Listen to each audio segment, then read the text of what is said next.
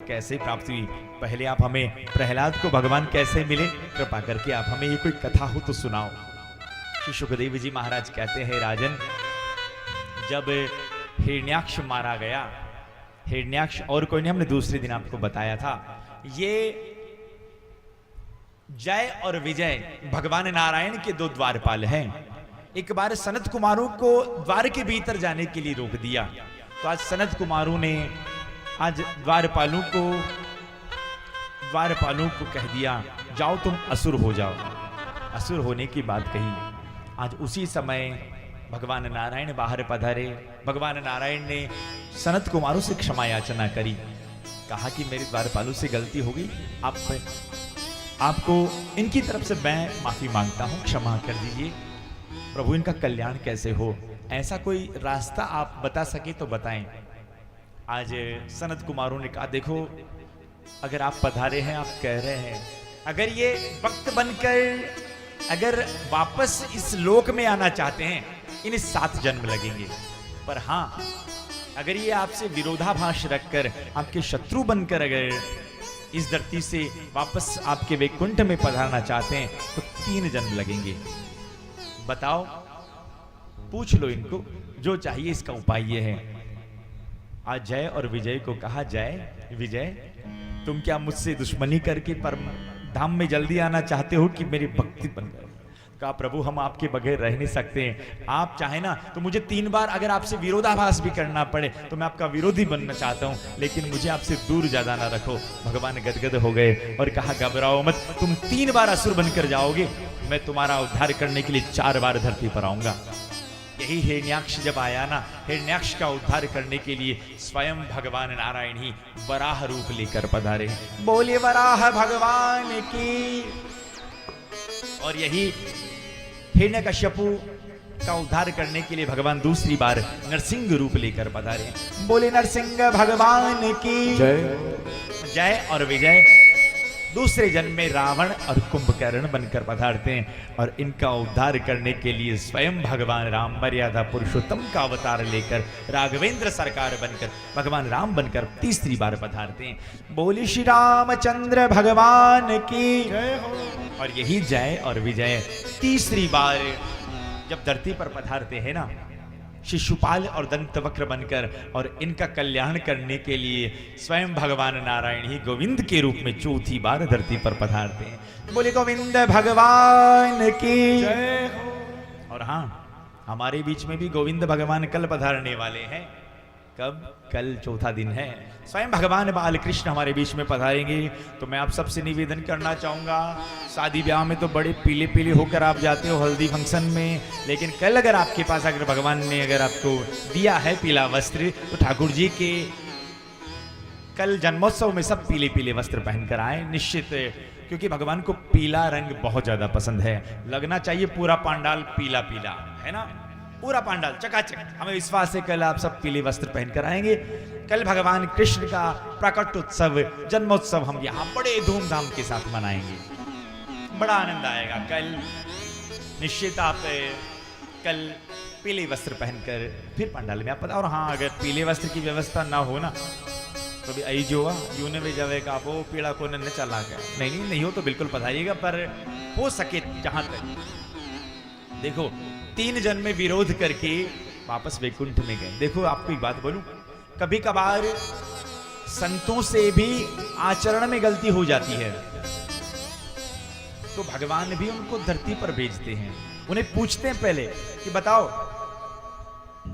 तुमसे गलती हुई है तुम्हारे आचरण से, तुम भक्त बनकर जाना चाहते हो, आना चाहते हो वापस, या कोई दूसरा रूप है? कहा, प्रभु इन दोनों में अंतर क्या है? देखो तुम्हें 2 शरीर मिलेंगे, एक तो गेला गूंगा शरीर और दूसरा भक्त का शरीर।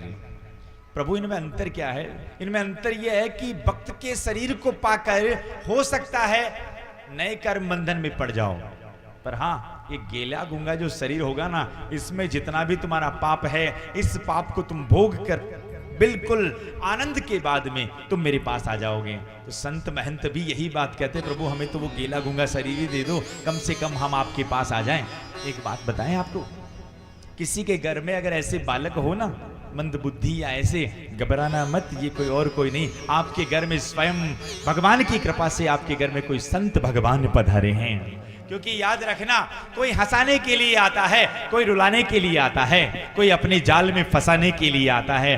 धन्य है वो संत भगवान जो केवल और केवल हरि नाम का रस का पान कराने के लिए धरती पर आते हैं। देखा होगा आपके घर में कोई ऐसे बालक, कभी आपके आसपास भी आपने देखोगे कोई बालक ऐसे हो ना, उस घर की किस्मत भी उसके बाद चमकती है। बस उस बालक की खूब सेवा करो जहां तक हो सके। हो सकता है कोई संत भगवान आपके घर में पधारे हो। आहा, जब हिरण्याक्ष मारा गया ना, तो हिरण्यकश्यपु भगवान से बड़ा विरोध रखता और भगवान से बदला लेने के लिए खूब कठोर तप किया। इतना कठोर तप कि ब्रह्मा बाबा को प्रकट होना पड़ा। ब्रह्मा बाबा प्रकट हुए, 36,000 बरस तक हिरण्यकश्यपु ने आराधना करी। सजनों, भगवान प्रकट हुए। भगवान ने कहा, मांगो बेटा, क्या मांगना चाहते हो? प्रभु मैं अमर हो जाऊं। अरे लाला, जो तुम्हें वरदान देने के लिए आया है ना, वो भी अमर नहीं तो तुम्हें कौन सा अमरता का वरदान मैं दे दूं? और जब ऐसा बोला गया, उसी समय जब ऐसी बात बोली गई ना सजनों, तब हिरण्यकश्यपु ने कहा, थोड़ा मुझे सोचने का मौका दो। कहा ठीक है, सोचो। अब सोच विचार करके वापस ब्रह्मा बाबा को कहने लगा, प्रभु वरदान देना चाहते हैं ना, तो वरदान दे कि ना दिन में मरूं, ना रात में मरूं, ना अंदर मरूं, ना बाहर मरूं। दोगे? ब्रह्मा बाबा ने कहा तथास्तु। ना नीचे मरूं, ना ऊपर मरूं। ब्रह्मा बाबा ने कहा तथास्तु। और कोई इच्छा है? हाँ, इच्छा है। ना नर से मरूं, ना स्त्री से मरूं। तथास्तु। ना नर से मरूं, ना जानवर से मरूं। ब्रह्मा बाबा ने कह दिया तथास्तु। और कोई इच्छा है? हाँ, इच्छा तो और है। 12 महीनों में कभी ना मरूं। ब्रह्मा बाबा ने कह दिया तथास्तु। और कोई इच्छा है? हाँ, ना गीले से मरूं, ना सूखे से मरूं। ब्रह्मा बाबा ने कह दिया ठीक है, दिया। ना अस्त्र से मरूं, ना शस्त्र से मरूं। ब्रह्मा बाबा ने कह दिया ठीक है, दिया।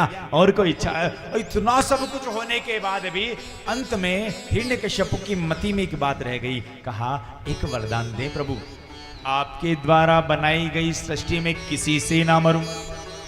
ब्रह्मा बाबा ने कह दिया कि तथास्तु।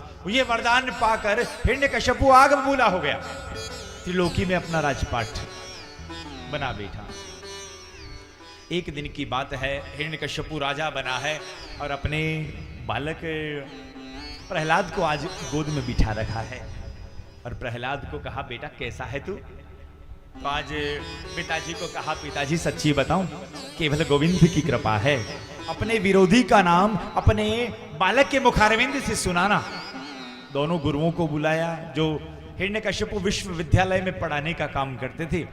शुक्राचार्य जी के 2 बेटा, नाम है संड अमर के, और दोनों को बुलाया और कहा, इधर आओ, इधर आओ। ये मेरा बालक क्या सीख रहा है? इसे आसुरी विद्या सिखाओ, इसे आसुरी विद्या सिखाओ ताकि पता चले। ठीक है, आसुरी विद्या सिखाने के लिए ले गए उस बालक को। खूब खूब खूब आसुरी विद्या सिखाई। हिरण्यकश्यपु के सामने बालक को प्रस्तुत किया गया। बालक प्रहलाद को कहा, प्रहलाद स्कूल में क्या सीखा है, सुनाओ। पिताजी सच्ची कहूं, मैंने सीखा है भगवान की भक्ति 9 तरीके से की जाती है। श्रवणम कीर्तनम विष्णु स्मरणम पारसेवनम दास्य सांख्यात्म निवेदनम। पिताजी 9 तरीके से भगवान की भक्ति की जाती है। अरे राम राम, बावले हो गए हो। संडमर्क को वापस बुलाया, तलवार निकाली। ये तू भक्तियां सिखा रहे हो वहां पे? संडमर्क ने हाथ जोड़कर कहा, आपकी सौगन, ये बता रहा है हमें नहीं आती। बस प्रहलाद को वापस भेजा गया और असुरों को, बालकों को कहा कि इसको कुछ बुद्धि दो, हमारी आसुरी विद्या सिखाओ। तो बालकों ने प्रहलाद को घेरा और प्रहलाद को कहा, प्रहलाद क्यों तू पिता से पंगा ले रहा है? अरे तुझे भगवान का भजन करने का ही आदत है, शौक है ना, तो भैया तू बुढ़ापे में भगवान का भजन कर लेना। तो आज प्रहलाद कहने लगा, भजन करो भरी जवानी में, बुढ़ापा किस